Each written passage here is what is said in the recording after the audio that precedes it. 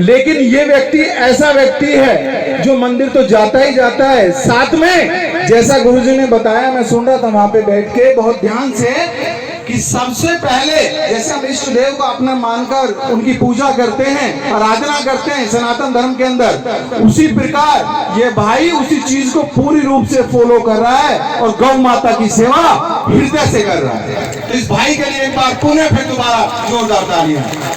बताना चाहता हूँ, जितनी भी गौ माताएं सड़क पर, चाहे वो जख्मी होती हैं या गलियों में या ऐसी जो आवारा उन्हें छोड़ देते हैं, तो साथियों एक मेरी अपील आप लोगों से भी है, माताओं से भी है, और जो बुजुर्ग हैं, जो नौजवान हैं, जो बच्चे हैं, वो सभी से मैं अपील करना चाहूंगा कि आप लोग जिस भी गाय माता को आप छोड़ते हैं, प्लीज आप उसको दूध जब देती है तब तक तो आप सेवा करते हैं, उसके बाद आप उसे छोड़ देते हैं, तो सबसे बड़ा पाप उसका अगर है तो उस व्यक्ति का है, जो व्यक्ति उसको जब तक तो पालता है, जब तक उसके पास वो हमें दूध देती है, लेकिन बाद में उसे हम ऐसे ही छोड़ देते हैं। तो इसका दोषी कौन है? इसका दोषी हम स्वयं हैं, हम खुद हैं।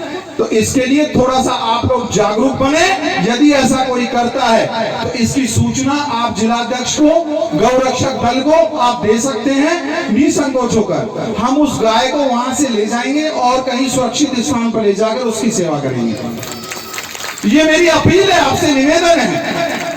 यदि कोई भी भाई इस तरीके का कोई पशु आपको आवारा दिखता है घूमता हुआ, या वो जख्मी हो, तो प्लीज आप संगठन को सूचना दें। और एक चीज और बताना चाहूंगा गुरुजी, यहाँ पर हमारे बीच में छोटे से बच्चे हैं, लगातार इनकी टीम इतनी सक्रिय है कि मेरे पास शब्द नहीं, किन शब्दों से इन भाइयों का मैं शुक्रिया अदा करूं। यदि गुरुजी इस चीज का जो आपने आशीर्वाद दिया है, इसका धन्यवाद के पात्र ये बच्चे हैं। रियली एक बार जोरदार तालियां बच्चों के लिए, इतनी ताकत लगाते हैं। मैं इन्हें कभी भी कॉल करता हूं, कोई भी पशु अगर मिलता है जख्मी या उसको परेशानी है, तो ये बच्चे फौरन अपनी टीम के साथ पहुंचते हैं। और मुझे सबसे अच्छी बात ये है कि ये बच्चे निस्वार्थ, कोई पैसा नहीं लेते हैं किसी से। क्या लिया है किसी से को पैसा? किसी भाई का भी यहाँ पे सेवा की होगी, किसी गौ माता की, आज तक इन बच्चों ने कोई पैसा नहीं लिया।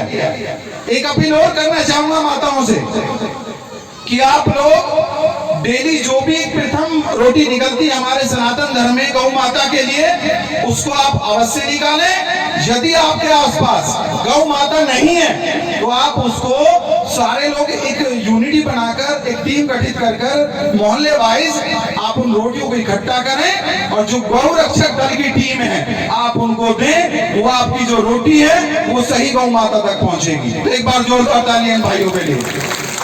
और गुरुजी, मैं आपके चरणों में ज्यादा तो नहीं कह सकता, ना बोल पाऊंगा क्योंकि आप हमारे गुरु हैं, पर इतना जरूर मैं अपील करना चाहूंगा कि कम से कम यहाँ पर जो मातृ शक्ति बैठी हुई है, वो ही, उन्हीं से हमें बल मिलता है, उन्हीं की ताकत है, क्योंकि उन्होंने ही हमें मानव चोला जो दिया है, अगर दिया है तो मातृ शक्ति ने दिया है। उनके लिए भी एक बार जोरदार तालियां बनती हैं।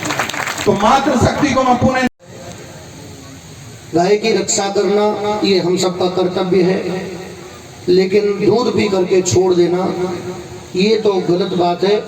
और चलो अगर आप छोड़ रहे हो और उसके लिए इन्होंने व्यवस्था की है कि अगर आपको लगता है कि आपकी गाय दूध नहीं दे रही है तो फिर आप इनको फोन करके संपर्क कर लें और उस गाय को पहुंचवा दें।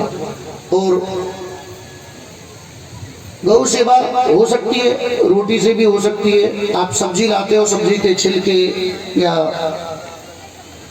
आपके घर में मैं समझता हूँ कि 4 आदमी अगर सब्जी से पेट भर सकते हैं, तो एक गाय अगर उसके भोजन की व्यवस्था आप अपनी वेस्टेज, माने जो सब्जी नहीं खाते हो, डंठल हैं, पत्ते हैं, मूली के पत्ते हैं, आदि आदि, इन सबको इकट्ठा करके रख लें, और वो रोटी की जो व्यवस्था बताइए वो भी रख लें। तो उसके लिए मैं आपको एक सलाह देना चाहूँगा। गुड़गांव में एक व्यवस्था चली हुई है, एक रथ का संचालन वहाँ किया जाता है। और वो हर गली गली जाता है, एक व्यक्ति उसे चलाता है, तो उसी में एक गुल्लक भी लगी होती है, रोटियों की व्यवस्था भी होती है और सब्जी की व्यवस्था भी होती है। तो ऐसी कोई व्यवस्था आप बना लें तो हो सकता है कि फिर वो रथ इसमें पूरे क्षेत्र में घूमे और वो कलेक्शन हो जाए और उससे कई गायों का पेट भर सकता है। तो ऐसा आप कर ले तो ये अच्छा रहेगा।